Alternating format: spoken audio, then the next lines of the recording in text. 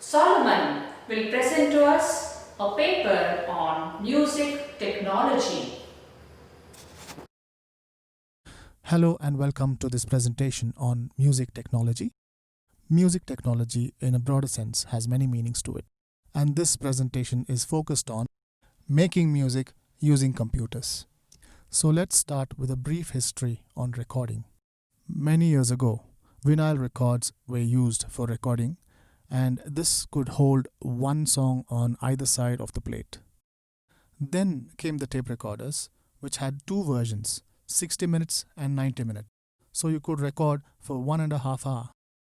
Then came CDs, which could hold 160 songs in MP3 format.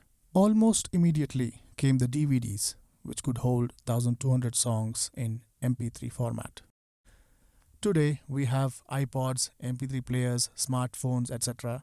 to record and transfer conveniently. Here's a brief history on electronic instruments of music. The acoustic instruments like the piano, violin, guitar, saxophone, flute, drums, etc. used different sound sources like the hammer, strings, brass, wind and skin.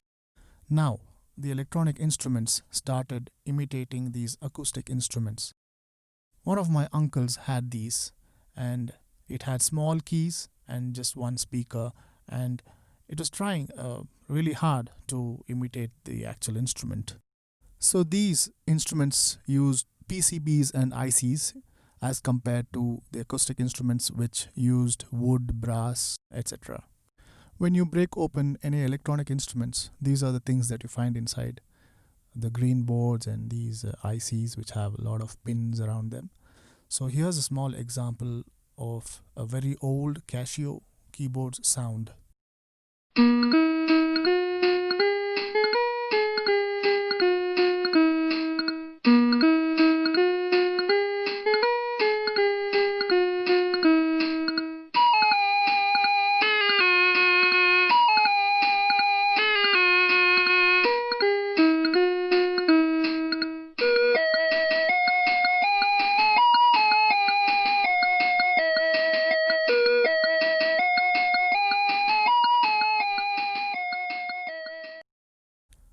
That was not even close to the original instrument. Anyways, those were the days when research and development was happening in this area. So, there are many synthesizer manufacturers like Casio, Yamaha, Roland, Korg, M Audio, and Kurzweil, to name a few. Let's assume I like the sound of the guitar in Casio, and the sound of saxophone in Yamaha, and the sound of violins in Roland, and the sound of piano in Korg, and the sound of flute in M Audio, and say the sound of drums on Kurzweil keyboards. Now I want to use them all, the best of the best instruments in my song. So how do I connect all these keyboards and get those sounds out of them? Boom comes MIDI, musical instruments digitally interfaced, which is actually a fancy word to say that musical instruments started talking to each other in a language called digital. So here is a setup in which an equipment called sequencer is talking to all the keyboards and telling each of them what to do in which part of the song. Hence the name sequencer. Now I started buying keyboard after keyboard after keyboard, and my house was completely filled up with them. So frustrating. Then it struck to somebody that all of this can go inside a computer. There it was, the first ever digital audio workstation. We call it with the nickname DAW. There are many DAWs in the market, and I have listed a few of them here. You might have heard some of these names: Logic Pro, Pro Tools, GarageBand, FL Studio, and Ableton Live maybe. Here we come to the end of MIDI side of the DAW. So all these DAWs were made outside India. Why can't we make one in India? Now to the audio side of it. So why should we record? There are many reasons to it, and I have pointed out a few. It would not have been possible for us to listen to great people if they did not record. So we get to listen to great people, and we can leave something for the next generation, and basically to have audio as a thing that you can hold in your hand and to use in mediums like video, IVR, MP3, ringtones, etc. So let's start from the basics. So here's a demonstration of what actually happens when we speak into a mic. So when we say hello, the sound waves travel into the mic and then get converted into electric signals through a circuit called the transducer, which converts one type of energy to another type of energy. Now this signal travels through this cable, gets inside the speaker, and another transducer again converts it into sound waves, and that hello, which went into the mic, comes out through the speakers. And all of this happens in milliseconds. Now I want to capture this information that's going through this cable and put it into a pen drive. So how do I do that? I'll maybe try to fix a computer in this place so that I can capture that information. But when I did that, what actually happened was this computer did not understand what's actually happening. That's because the computer talks in a language called digital, and the information that's passing through the cable is analog. Simply put, analog signal is a continuous electric current of low intensity, usually of alternating nature, whereas the digital signal is a series of electric pulses based on the binary system, which uses zeros and ones for calculations. Now, since the computer did not understand this language, we needed a translator, an analog to digital and a digital to analog converter, or a translator in a layman's language. So now the computer was able to understand what actually was happening. Can you see the happy computer there? So these two converters together form something called the audio interface. In simple language, the sound card.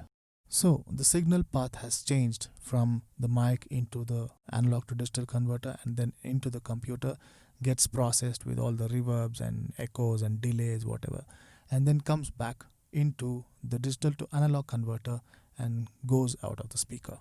And all this happens in milliseconds. So with this, we come to the end of the audio side of the door. Now let us see how to choose your computer. What is a RAM? What is a hard disk?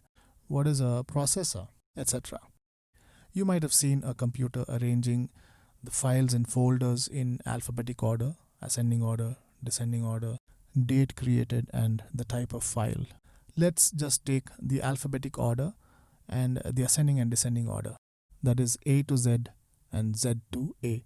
So when we click on that name tab, the folders start inverting from A to Z to Z to A, as shown in the demonstration. To understand what's happening inside the computer, let's take an example of having one driver and two cars and only two parking spaces.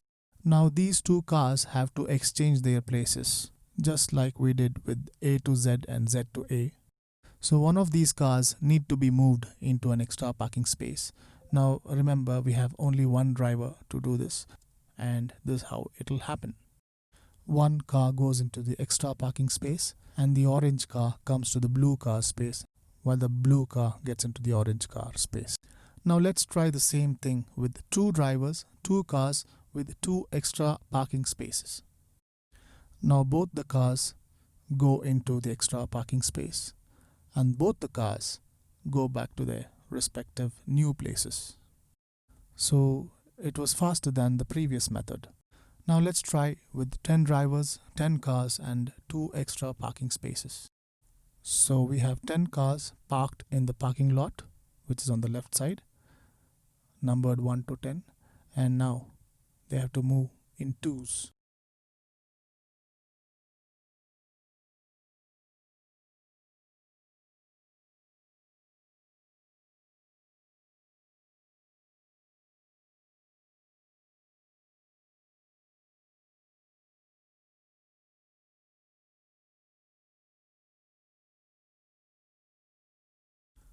Now let's try the same thing with 10 drivers, 10 cars and 10 extra parking spaces.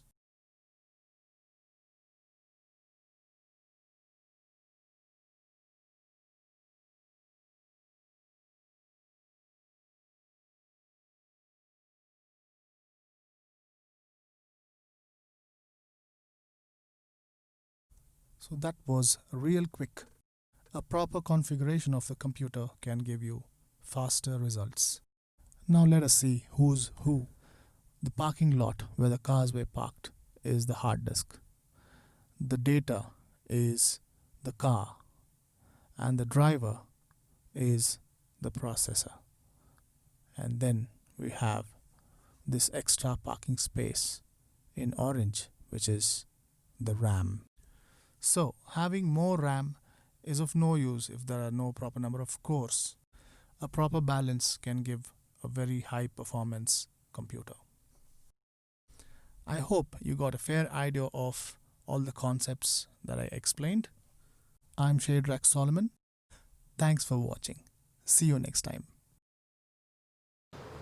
Our next presenter for the day is Dr. Kirtana Kunikalaya, who is a medical practitioner by profession and also practices Carnatic music. She will present before us a paper titled Scientific Study of Subjective Emotions on Listening to Melodic Scales of Indian Music and Empirical Study. Dr. Kirtana Kunikulaya is an assistant professor at the MS Ramaya College of Medicine, Department of Physiology. She is a keen researcher. Let's listen to Dr. Kirtana Kunikulaya. Good morning, everyone. This is Dr. Kirtana. I'll be speaking on music-induced emotions.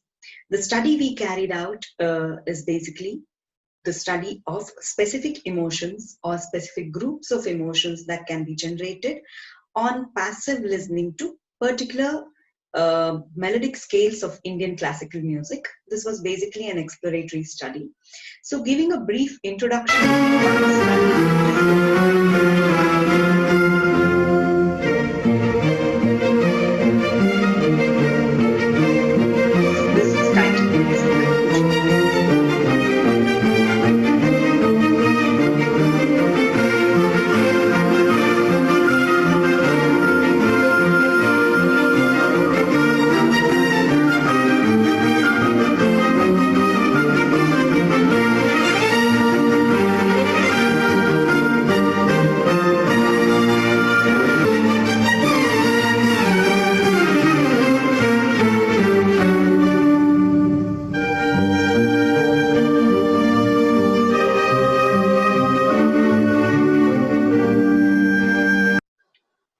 As most of you would have identified it, this is music by Mozart, which has been most commonly used.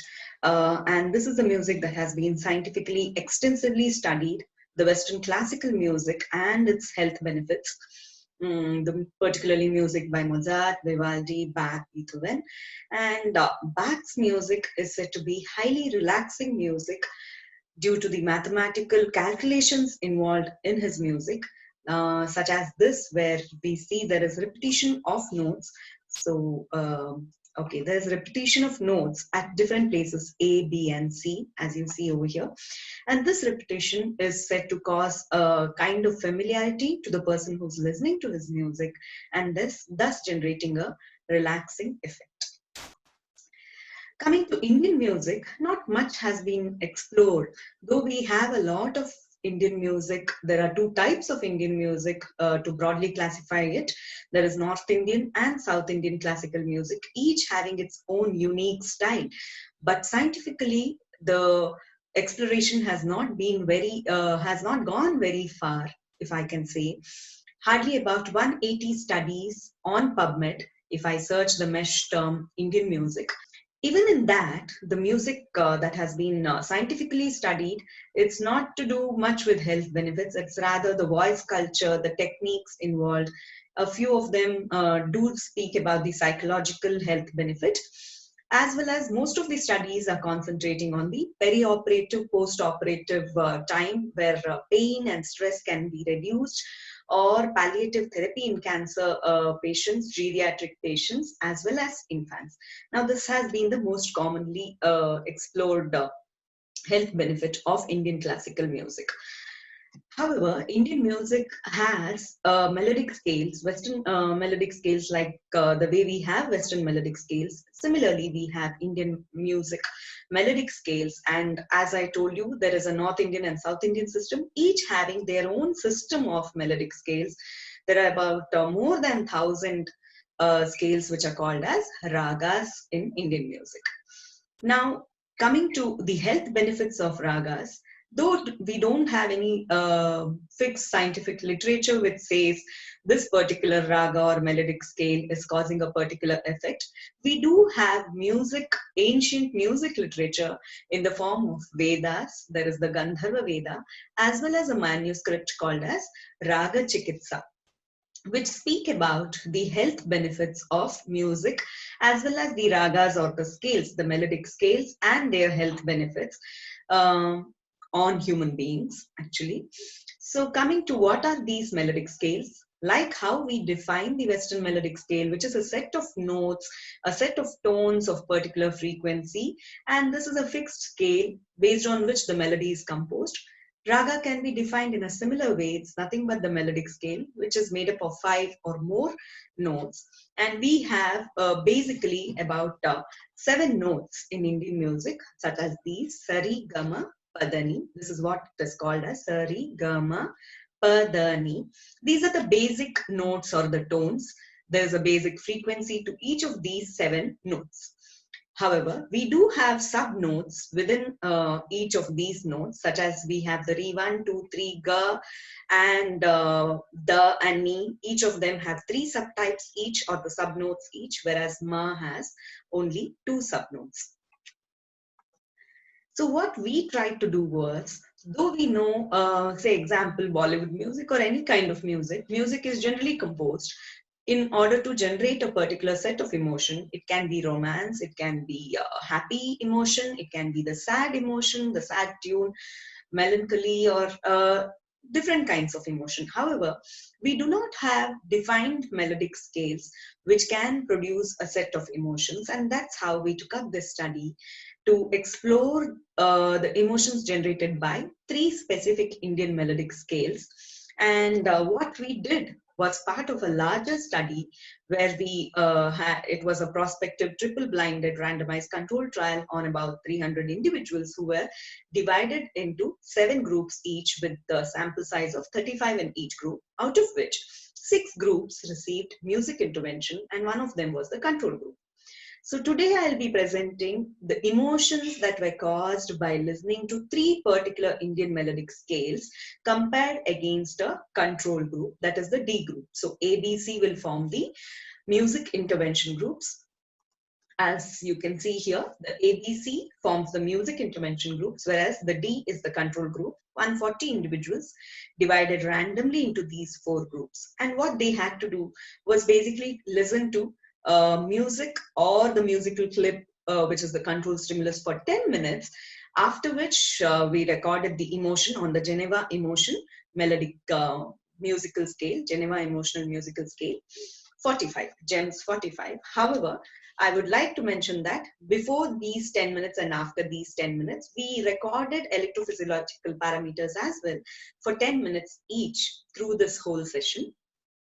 So we basically recorded GEMS 45 after another 10 minutes of electrophysiological recordings. But today I'll be presenting, as I told, only the emotional scale. So GEMS 45, coming to GEMS 45, it's considered to be an ideal tool in order to study music-induced emotions, though it has not been specifically designed for Indians. We felt it does, it has covered a very large sample of for more than 1,000 individuals and recorded the music induced emotions and finally come up with these 45 factors or 45 emotions. And these 45 emotions they group themselves together further into 9 broad categories, as you see over here, and they can further be condensed into 3 main factors, that is the sublimity, vitality, and unease. What we have done is we have gone till these maybe the 9 categories as you see over here. We basically conducted the factor analysis on the 45 emotions which were rated on the Likert scale, and based on the factor analysis, our KMO value was 0.87, which says that our sample size was quite adequate for analysis. The Bartlett's test of sphericity was P less than 0.01. 0.001, which was significant, and it shows that there was a large amount of correlation between the factors, and thus they can be grouped together. So they are ideal for factor analysis. As with any kind of factor analysis, eigenvalues of more than 1 was computed, and we saw that if we consider the whole group of 140 individuals, 9 factors were successful in explaining 67% of the overall variance. It is not very large. Ideally, above 80% is a good overall variance computation, but here it was explaining 67%.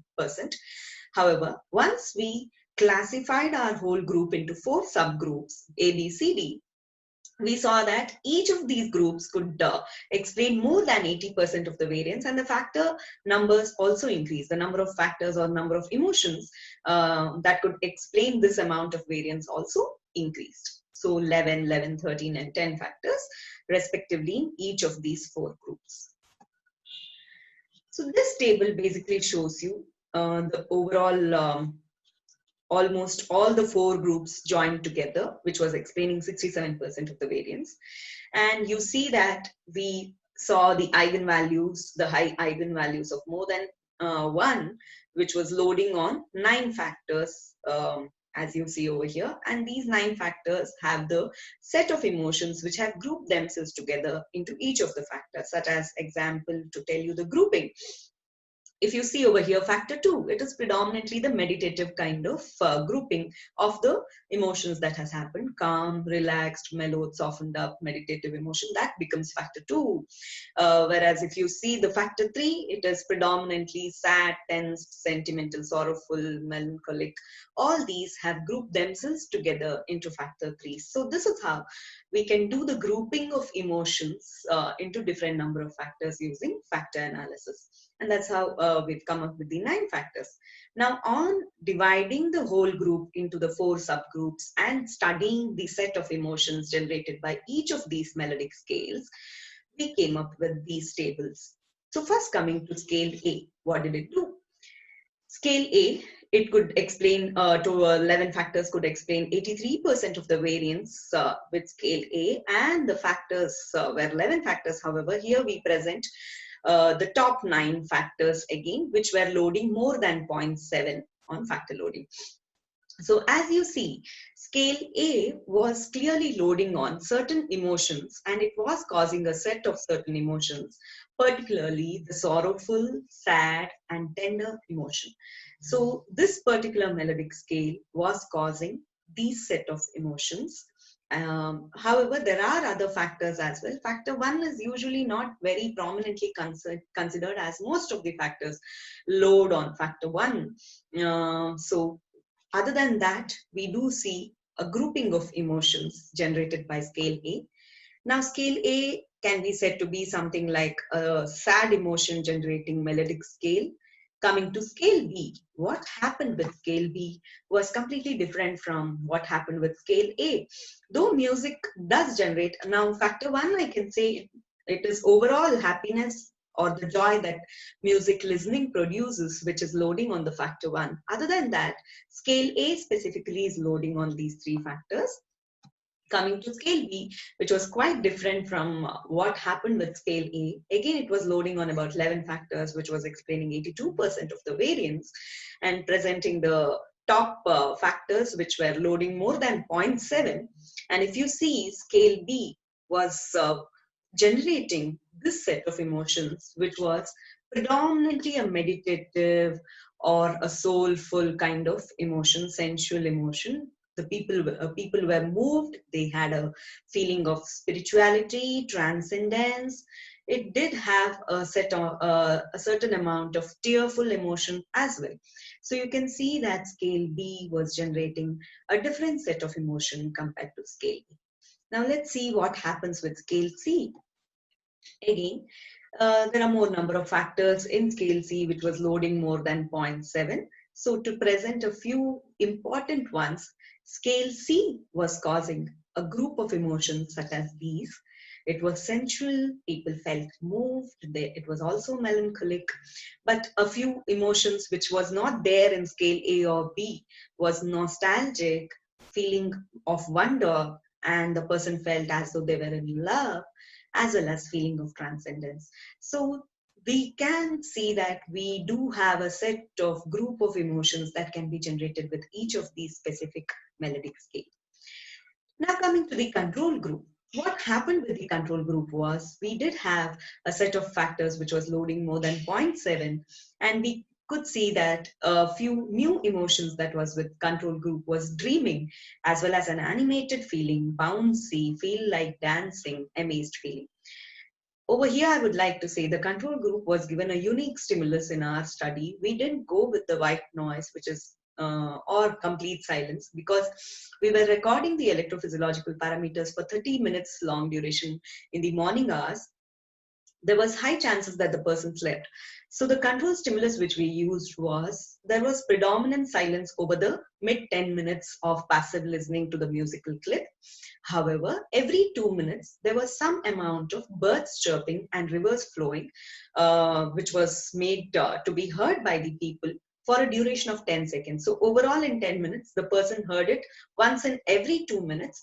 So overall 50 seconds is what the subjects have heard, birds chirping as well as rivers flowing. However, it was predominant silence over 30 long minutes of duration. So obviously, this is what we felt, that it did result in a dreamlike state where the person might have felt sleepy, an animated state because the birds were chirping. It was a calm and natural music, which natural clipping which was played, natural sounds clipping which was played for the control group. And thus we saw a few set of emotions that were generated even in the control group. So to conclude the study, we see that specific emotions and the factor loadings vary with each melodic scale, which will further depend on the set of emotions, set of notes or the tones that are present in that particular respective scale. Now, what can be the implication of this kind of study is, broadly we can think that for psychological or behavioral therapy, we can use a set of melodic scales which can generate a few set of emotions. It can also be used in the advertising industry to generate a particular emotion in people's minds. One of the main limitations we felt through this study was that the control group, we didn't have complete silence, nor did we have a complete white noise. Maybe white noise would have caused a complete opposite kind of emotions in people. So maybe that would have been better, is what we are thinking as one of the limitations of this study. Future, we would want to actually next move on to the step where we analyze the musical components of every melodic scale and compare it with the emotion that is produced. And we also wish to analyze the correlation that has happened between these emotions and the electrophysiological changes in every subject we have studied in this project. This project was funded by Indian Council of Medical Research, Government of India, as well as Rajiv Gandhi University of Health Sciences, Bangalore. These are my co-investigators as well as my research assistants who helped us to collect all this data. And finally, thank you all. I would strongly recommend or strongly request all of you to do pour in your suggestions and queries to this email ID. And that's me with all my music students over here. And you can call me anytime or mail me anytime. We'll definitely try to respond back. Thank you for giving me this opportunity to present our work in your forum. Thank you again. The next speaker for today is Dr. Anasuya Kulkarni. She will be presenting a paper titled A short description of Anga Klunga. Dr. Anasuya Kulkarni. Namaste to everybody. Today I will be demonstrating on this instrument, rare instrument Angklung, how to play our Indian style of music. When my husband was posted in Indonesia, I came across this beautiful sound making, rare type of instrument. And when I asked them the name of this instrument, they said Angklung.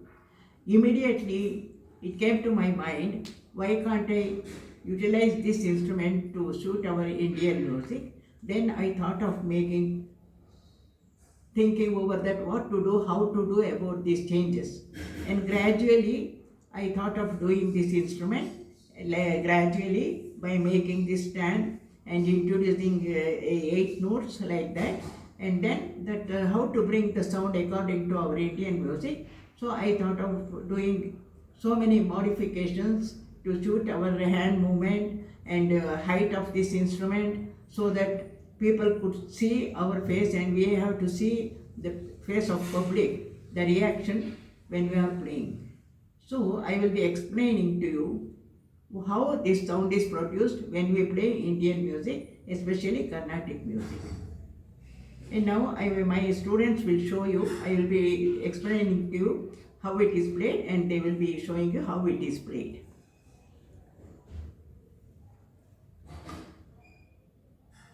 As we know, in India, we are very familiar with the bamboo instrument flute.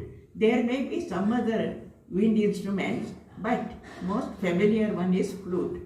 So there are no other bamboo instruments which are very familiar, but they have introduced many Western instruments like clarinet, mandolin, guitar, etc. But there are no other bamboo instruments where we can play our Carnatic music or any Indian music. Today, my students will be playing Carnatic music style, and then I would like to tell you all the way of playing our Carnatic music or Indian music style and the sitting position, etc. I have named it as Angklung style of playing. For example, to bring the grace, we have to play different type of hand movement, and to do something of curling style, they have to use cross movement. So she will show you how that whirling style or jumping style can be played on this one, and how to use the gamka style on this one. For example, Idemati Samayamu Rave Amba. This is plain style. And now to play our Indian style with whirling and gamkas, she will be playing that one. Idemati Samayamu Rave Amba Kira Vani Idemati Samayamu Rave Amba. She will play that whirling style. Idemati Samayamu Rave.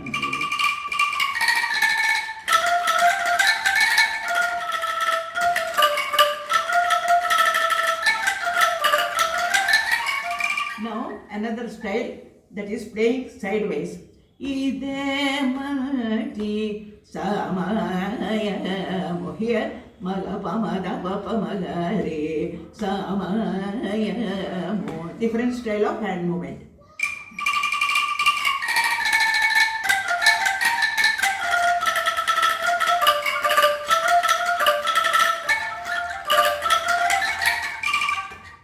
So this is how we use different sounds are produced in this one, that is louder and mild sound also.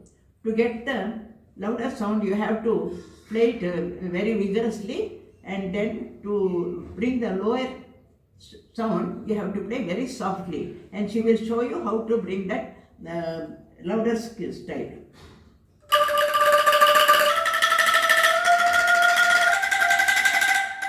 And now softer style.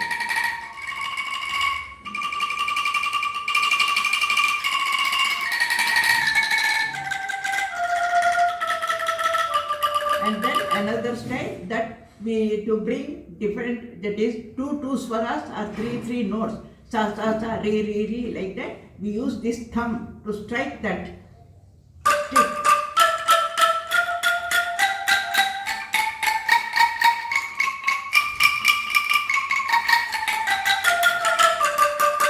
And 3 4 same notes to play.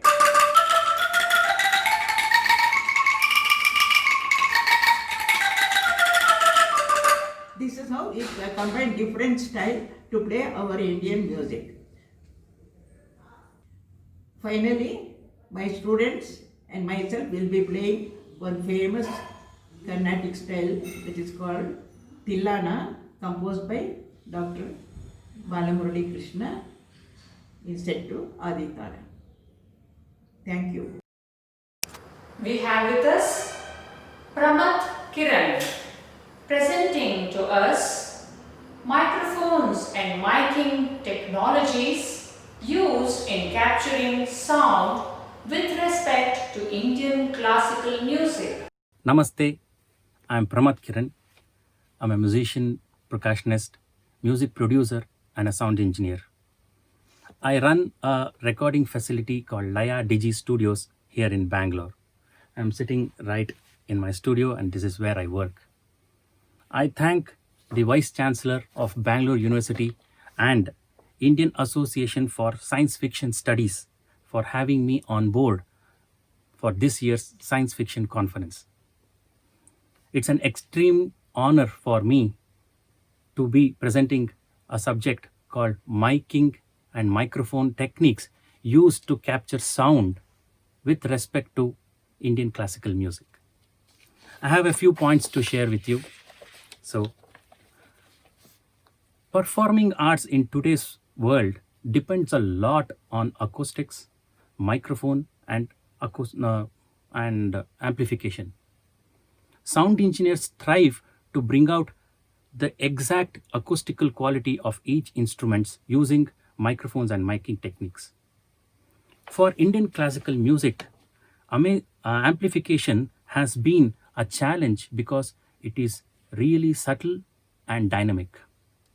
From a solo concert or be it a big ensemble, Indian instruments or Indian music requires extreme detailing on each sound source because it has a wide frequency spectrum.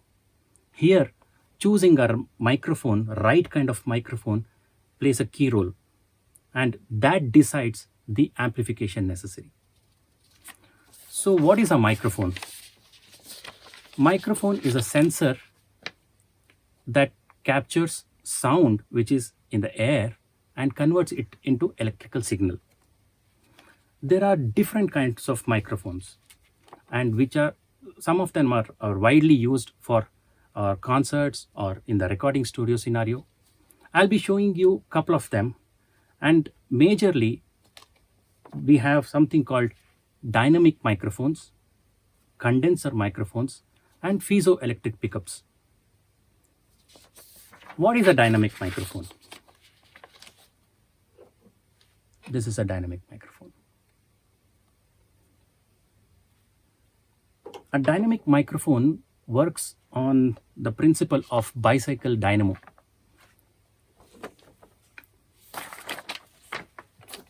There is a diaphragm, and to that diaphragm a coil is attached, and that coil moves back and forth between a magnet, creating electrical signal. Very simple. These kind of microphones are used mainly on stage sound capturing because they have higher SPL values. We have two kind of dynamic microphones: medium diaphragm dynamic microphones, large diaphragm dynamic microphones. And each microphone is used in different scenarios. These are used to capture mostly instruments which range from mid-range to the high frequency, and these kind of microphones are used to capture low ends of instruments. Moving on, we have something called condenser microphones. What is a condenser microphone? Here is an example for condenser microphone. These microphones are like similar to dynamic microphones, but the difference is the diaphragm is attached to a rigid metal plate, and the metal plate and the diaphragm is electrically charged using an artificial input, which we call it as phantom power. Once these metal plates are magnetized, the sound wave hits the diaphragm and it moves back and forth, and the capacitance between those things changes, creating electrical signals. That's the construction of a condenser microphone. Again, in condenser microphones, we have various sizes, and for example, this is a large diaphragm condenser microphone used to capture wider frequencies starting from 20 hertz to 20 kilohertz. And these are small diaphragm microphones which has a smaller diaphragm. These are used to capture mostly like the ambience or closed microphone techniques for those things. We have something called electromagnetic pickups. Electromagnetic pickups are mainly used to capture sound from string instruments, say veena, violin, similar instruments, sitar. A copper wire is wound onto a magnet and it is kept at a very close proximity to the strings of the instrument. By this, there is a magnetic field which is happening, and when the artist strums the string and the string vibrates, and there is a distance between the magnet and the string, giving the electrical signal. So that's a very simple construction of piezoelectric pickups. Piezoelectric pickups are used where nor the condenser microphone or dynamic microphone can be used because the instrument is very, very subtle and the amplification of the instrument is very less. Moving on, there is something called polar patterns in these microphones. What is a polar pattern? Polar pattern is like how does the microphone react to the sound surrounding it.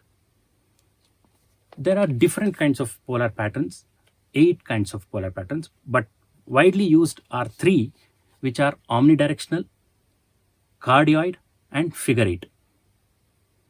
Omnidirectional microphones are those microphones which can hear from all around it. It can sense the sound from the back of the microphone, front, and the sides. So it can sense sound from every direction. Cardioid microphones are those microphones which can hear just from the front of it. There is a big rejection of sound coming from the back. So these kind of microphones are used for close microphone techniques, mainly in concerts where we have a monitor and also the artist is playing, and the microphone should reject the noise coming from the amplifier, and it should just take the source from the player. And one more polar pattern is a figure 8 polar pattern. Figure 8 actually represents number 8. Here in this microphone, here is the diaphragm, and figure 8 will be like this. It can sense sound from front and the back, but has great rejection from the sides. These are used to capture chorus or orchestras or voice or room ambience or the hall ambience, everything. Why are these polar patterns and microphones so important in capturing the sound source? There are something called miking techniques, which every sound engineer uses to amplify the sound. First is close microphone technique. If I'm a singer and I have to place the microphone, I have to put it over here. If I'm really loud, then I have to bring it here. So this is a close microphone technique.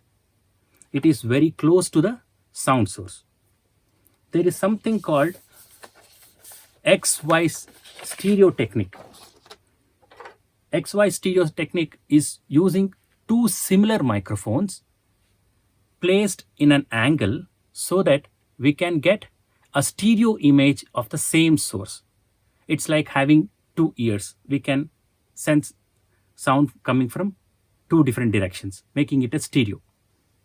There is also a miking technique called A and B. A and B is using figure 8 polar pattern. Now comes the polar pattern. One condenser microphone or any microphone with figure 8 will be standing like this, and one more will be standing like this on the opposite direction. One figure 8 will be capturing this side and one figure 8 will be capturing the other side, giving it a stereo effect.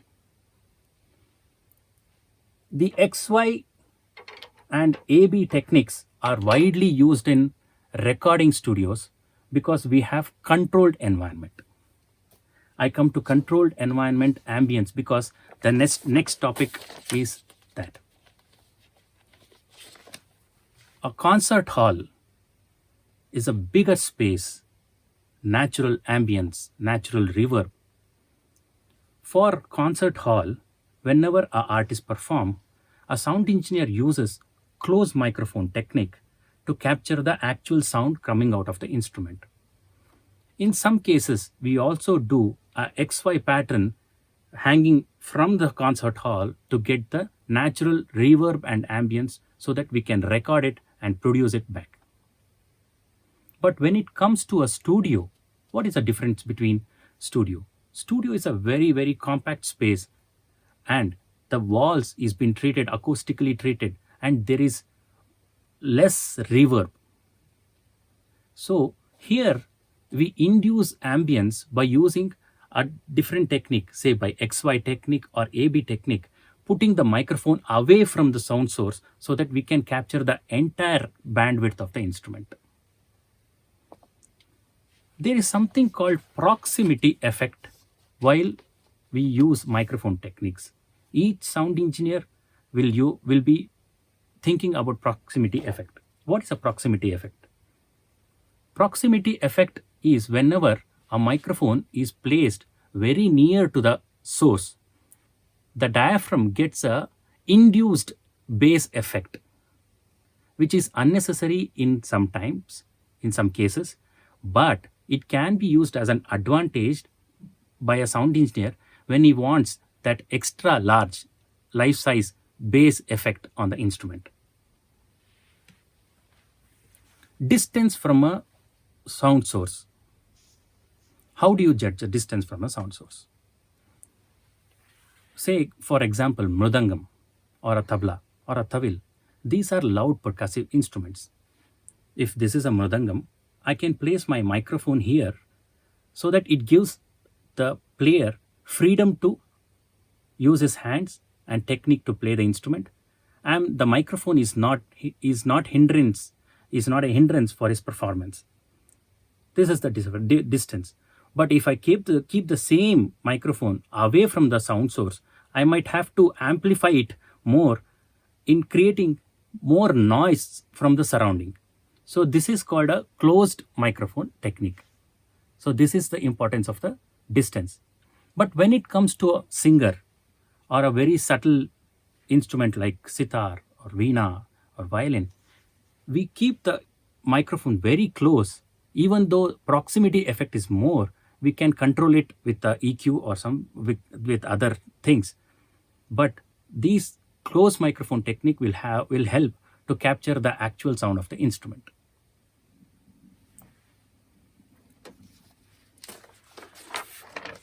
So to conclude my talk, these are the simple things which each sound engineer should keep in mind while recording Indian classical concert or an ensemble. Choosing the right microphone, directionality or the polar pattern of the microphone, frequency response of each microphones, and how does a microphone react to the acoustics or the ambience of the hall. Application of the particular microphone. Say, small diaphragm microphone will work in a different way. Large diaphragm microphone will work in a different way for each instrument. So we have to keep in mind what kind of a microphone we are using. Room acoustics, characteristics of the instrument, which is very, very important. Mridangam is different from tabla, tabla is different from tawil, tawil is different from ghatam, and veena is different from violin. So each sound engineer should know how does that particular instrument works. Or each voice, say male voice is different, female voice is different, a voice of a child is different. So how to mic them? And miking technique, as I said, the XY pattern, AB pattern, or closed microphone, anything. And of course, the proximity effect. I hope I have given a small insight towards miking microphones and miking techniques used for Indian classical music. Thank you so much for this opportunity. We now have Dr. Amritavarshini, HG, presenting to us the impact of technology and media on Carnatic music. I am Dr. Amritavarshini from the Department of Performing Arts, Bangalore University. I am here to speak about the impact of technology and media on Carnatic music. Carnatic music is a widely accepted and renowned genre today across the globe. The music of the south of India has undergone various transformations to reach its present glory. Two of the important aspects of this transformation are the role of technology and the part played by the media in propagating this art form. Though the subject is not new and has been discussed earlier, a new angle of study is introduced every time depending on an individual's perception. This paper explores the role of technology as a major influence in music education, enhancement of quality in music concerts, the part played by the media in propagation of the art. This paper also describes some of the disadvantages of the use of technology. Let's see the musical advancements in technological developments in music concerts. One of the major advancements in the concert repertoire since the early part of the 19th century is the introduction of sound reinforcement system, which comprises of microphones, amplifiers, signal processors, and loudspeakers to Indian music. In 1902, the microphone made its entry to the Indian music system. Until then, the singers used to train their voices in such a manner that their voice used to be loud and clear in order to reach audience who were seated in the far end of the auditoriums or darbars. In fact, it is believed that many male musicians used to increase their pitch or shruti in order to sound loud, which had the disadvantage of straining their vocal cords. After the advent of microphone, the focus was more on the technique to amplify the voice, where the singer need not sing in full-throated fashion or modify the pitch. This in way works both as an advantage as well as disadvantage. Advantage for the vocalist is there will be less strain on the vocal cords. For instrument players, this is a big boon as the natural tone of the instrument when played will be heard loud enough by a larger audience.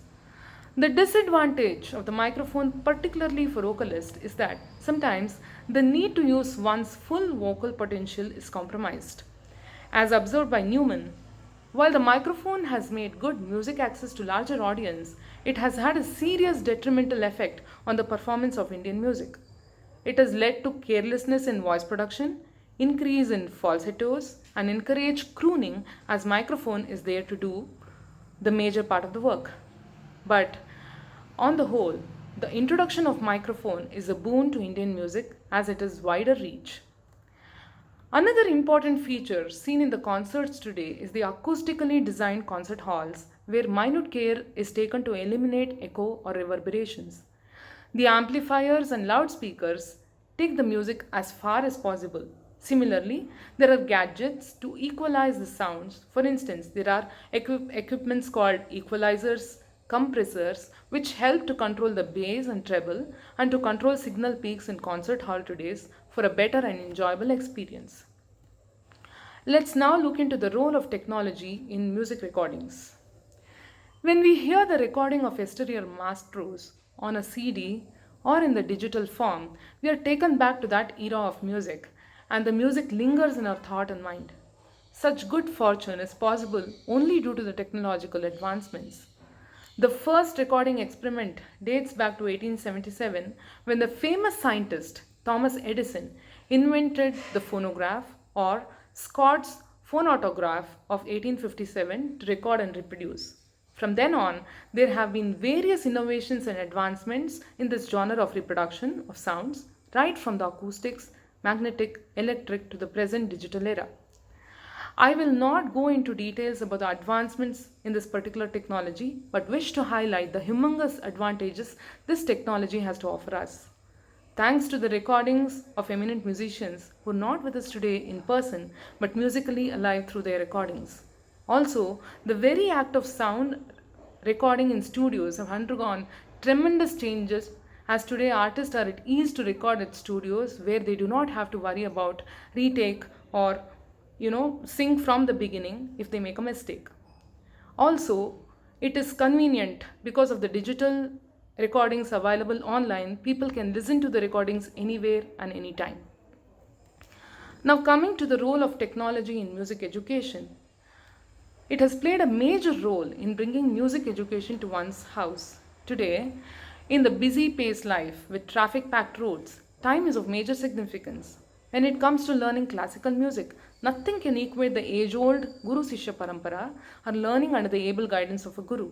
However, the advent of internet based learning or e music courses or classes conducted through Skype or Bottom or Zoom, this work as a great resource to many who want to learn music at their convenience.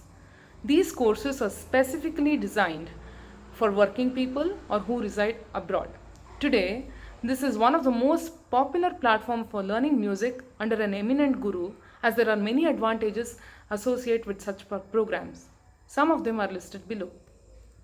Learning at home at a convenient time, suited for both the students as well as the teacher.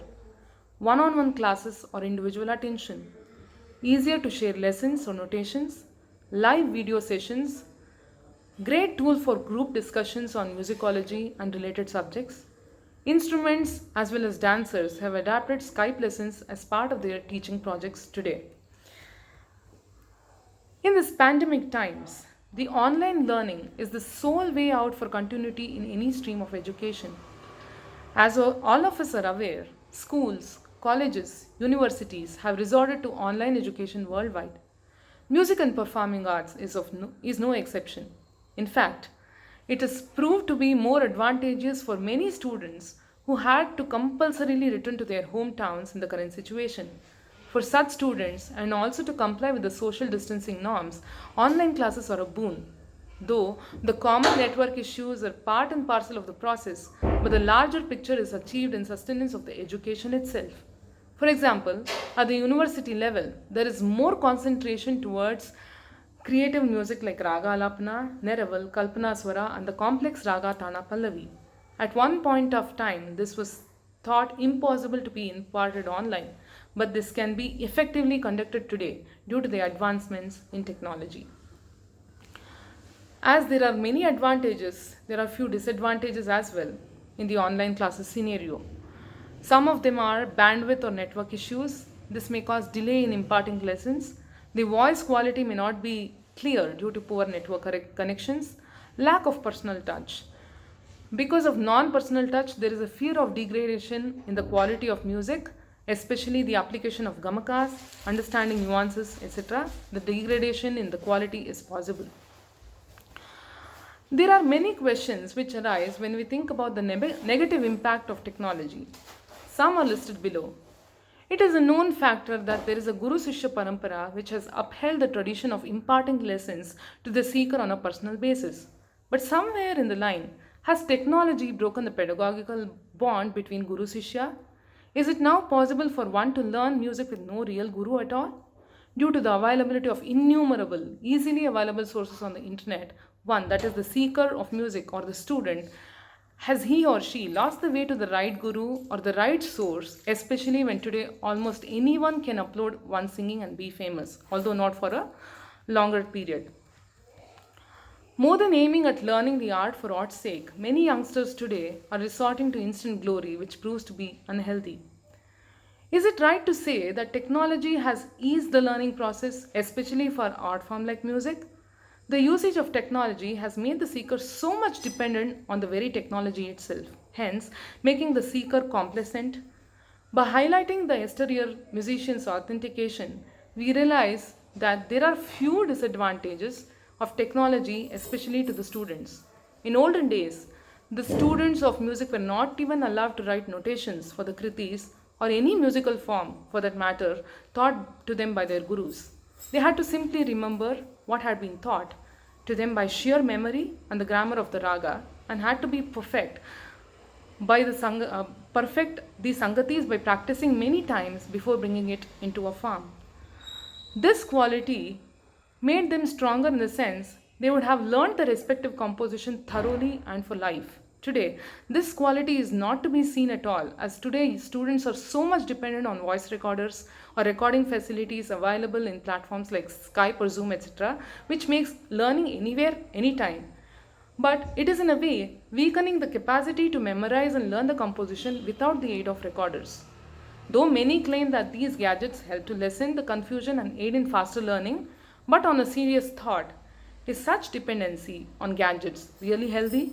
Is it not lessening the natural grasping ability of a human? Can this help build real good quality future Carnatic musicians? Well, time is the answer for all these questions. Now, coming to the role of social media in propagation of Carnatic music. Electronic media is a great boon as it will reach a wider audience without any barriers. Today, whatever information one seeks is available on your fingertips. That is the beauty of modern technology. Social media is one such platform where relevant information is passed on to millions in a matter of seconds, be it information on various concert updates or live streams or webcasts, sharing lessons through WhatsApp and like. This has proved to be an effective medium to propagate the art form. Similarly, domestic media, where people can browse information sitting at home, like television, radio, YouTube channels, etc., also play a major role in propagation and growth. We have All India Radio, Bengaluru's a dedicated Carnatic classical music channel, Amrita Varshini, 100.1 FM, where many informative programs like Amrita Gurukula, teaching sessions by reputed artists, Amrita Kalasha, etc., are broadcasted daily, which is the need of the hour. In the similar fashion, Ragam.com is a dedicated channel for Carnatic classical music. Today, web portals like Parivadini.com webcast live concert from Chennai in YouTube channels. This acts as a godsend as people in different parts of the world can sit and enjoy their favorite music in the comfort of their homes. Recently, the Madras Music Academy webcasted their whole academic sessions in the YouTube, which was a great learning experience.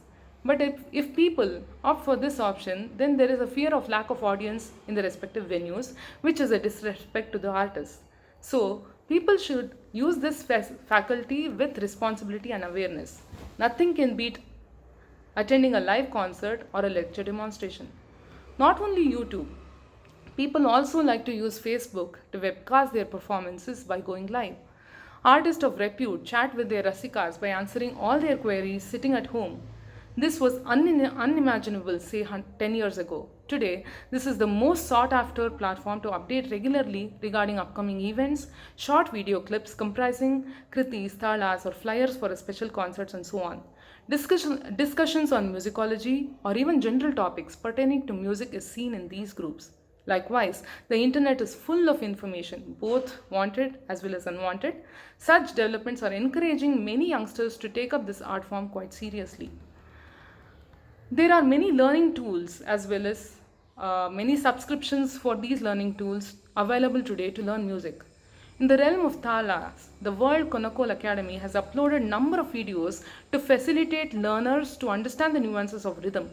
By subscribing to their videos, we get regular updates as and when a new video is uploaded by the channel. Similarly, many musicians today have uploaded basic lessons for the benefit of learning at home. There is a new trend today, candid conversations of artists sharing with Rasikas and students about their experiences. For instance, renowned artists Vidushis Ranjani and Gayatri, they recently did their Raga Candid session, which had become very popular, where the musicians talk about their practice sessions, learning under gurus, also various tips to enhance knowledge, how to practice, and other wonderful experiences. These candid conversations are a learning experience for students in particular. There are many apps today which also facilitate easy learning. The age-old Shruti box was replaced by Raddle's electronic tambura.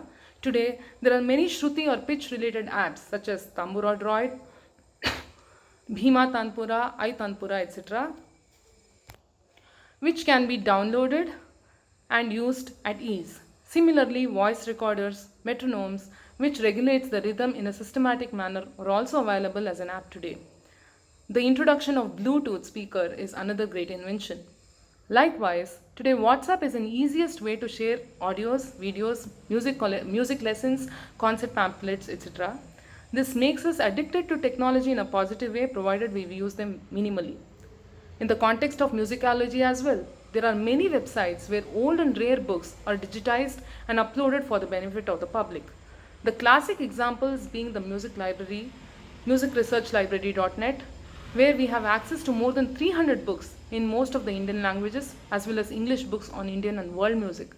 There are many online journals available, Sangeet Natak Academy, the Journal of Madras Music Academy, Shanmukha Nanda, etc. Similarly, we have many dedicated websites containing information on music, research, Shodh Ganga, etc. These help music students and researchers in a great way. Such is the impact of technology today that even a child is able to access information on the internet for their school projects.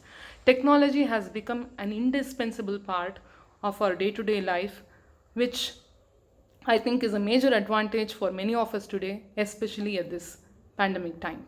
Thank you for this opportunity. In today's times, we see that there is a lot of music that is created using electronic sound.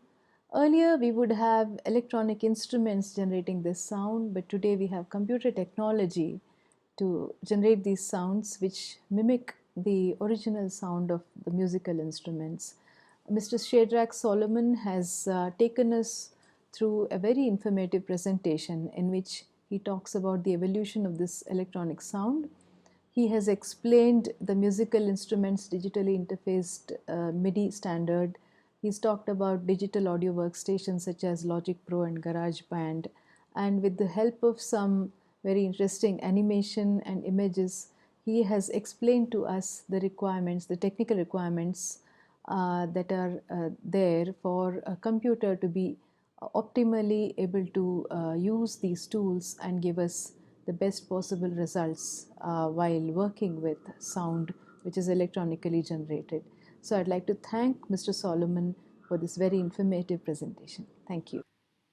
There have been different studies carried out which look into the effect of music on human psychology, and there is a need to use scientific methods, statistical techniques, quantitative methods to carry out such studies.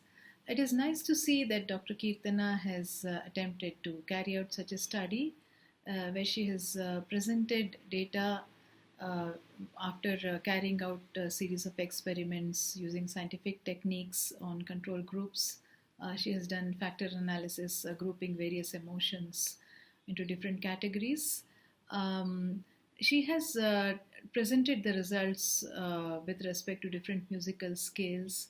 But just a word here which I would like to mention, that in Indian music we have not only scales but we have ragas, which are not just scales but they are more than a group of swaras being strung together. There are many finer aspects, many finer nuances such as gamakas, the kala pramanas, prominence of certain notes and so on, which make the raga much more than a sum of its parts. So it is hoped that in future studies, this factor will be taken into consideration while carrying out such studies. So I would like to thank Dr. Kirtana for this interesting presentation. Thank you. In the last few decades, we have seen many different instruments which were non-traditional instruments being adapted to play Indian classical music. Today, we have had a very interesting presentation from Dr. Ansuya Kulkarni, who has demonstrated with the help of her students the angklung instrument. And she has talked about the modifications in height, in playing techniques, in the way the instrument is kept, and how she has adapted the instrument to play Indian classical music. She has talked about the various different types of hand techniques in producing janti swaras or repeated swaras. Then how you can play different phrases like maga pa ma da pa pa ma ga re, or modulation of the sound, which is something special, the increasing or decreasing the volume of the sound, and so on. It is a very interesting presentation, and I would like to thank Dr. Ansuya Kulkarni for this very informative and interesting presentation on the angklung instrument. Thank you. Mr. Pramath Kiran has given a very informative lecture on the usage of sound technology with respect to Indian classical music. He has spoken about the different kinds of microphones, dynamic microphones, condenser microphones, electromagnetic pickups. He's talked about polar patterns and miking techniques, the optimal placement of the mic with respect to the source of sound, and the difference between a concert hall and a studio, and the need to capture reverb or the need to lessen the effect of the reverb. And he has underlined the importance of choosing the right kind of microphone and in the right kind of setting, I mean, depending on the requirements. And I would say that in a very short time, he has outlined the most important aspects of sound technology which need to be known by all practitioners and performers of Indian classical music. I would like to thank Mr. Pramath Kiran for this wonderful lecture. Thank you. Dr. Amrita Varshini has given a very insightful lecture in which she has covered both the advantages and disadvantages of the usage of technology in Karnataka music in a very objective manner. As she has rightly pointed out, technology can be used to capture the music of yesteryear masters. Technology can be used to project the voice of the musician to a much larger audience. It can be used to bring the artist very close to the Rasika. It can be used to teach effectively, and so on. But at the same time, as she has rightly said, there are many disadvantages, such as, for example, when recording technology is available, it can enhance a not so good recording when the voice quality may not be so good, or the pitch adherence may not be so good, to a better quality recording, which makes the musician lax. So I think, to sum up, I would like to say that technology should be used in an effective, responsible, and ethical manner, in a most judicious way, by the artists, the rasikas, the connoisseurs, the researchers, and the teachers. So with that, I would like to congratulate Dr. Amrita Varshini for a wonderful presentation.